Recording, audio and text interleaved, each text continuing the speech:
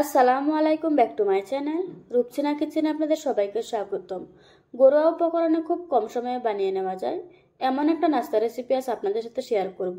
চলুন তাহলে রেসিপিটা দেখে নেওয়া যাক। প্রথমে আমি মাঝারি সাইজের 3টা আলু নিয়েছি। এবার আমি আলুগুলোকে খোসা ছাড়িয়ে কুচি করে নেব। আলুগুলোকে কুচি করে খুব ভালোভাবে ধুয়ে নিয়েছি। এবার পরিমাণ মতো পানি দিয়ে 5 মিনিট ভিজিয়ে রাখবো। এখানে আলুটাকে যতটা সম্ভব পাতলা করে কুচি করে নিতে হবে, তা না হলে ভাজার সময় ভিতরে কাঁচা থাকবে। ফিরে এলাম 5 মিনিট পর। আলু থেকে এক্সট্রা পানিটা ঝরিয়ে নিয়েছি, আর এর গামাখা পানিটা কিন্তু এখনো আছে। এই ভিজা ভিজা ভাব থাকা অবস্থায় দিয়ে দিচ্ছি 1/4 কাপ ময়দা, দিচ্ছি 1 টেবিল চামচ কর্নফ্লাওয়ার, দিচ্ছি 1/2 চা চামচ লাল মরিচের গুঁড়া, দিয়ে দিচ্ছি 1/4 চা চামচ হলুদ গুঁড়া, দিয়ে দিচ্ছি স্বাদ মতো লবণ। এবার আমি সবগুলো উপকরণ খুব ভালোভাবে মিশিয়ে নেব। প্রথম দিকে একটু শুকনো শুকনো মনে হবে, তবে মাখাতে মাখাতে একটা পর্যায়ে আলু থেকে পানি ছেড়ে দেবে, আর ওই পানিতেই খুব সুন্দরভাবে মাখানো হয়ে যাবে।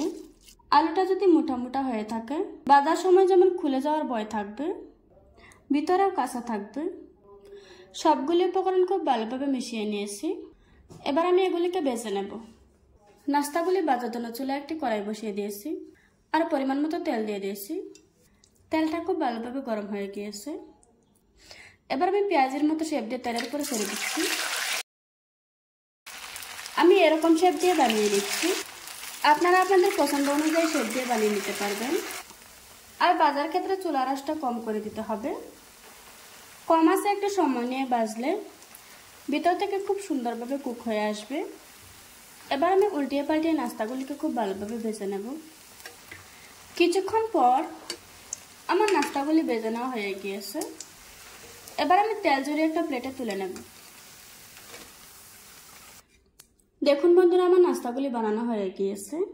আশা করছি আজকের এই সহজ রেসিপিটা আপনাদের কাছে ভালো লাগবে। ভালো লাগলে আমার চ্যানেলটা সাবস্ক্রাইব করে পাশে থাকা বেল বাটনটি অন করে রাখবেন। আবারও কথা হচ্ছে নতুন কোনো ভিডিওতে। ততক্ষণ সুস্থ থাকবেন, ভালো থাকবেন। আল্লাহ হাফেজ।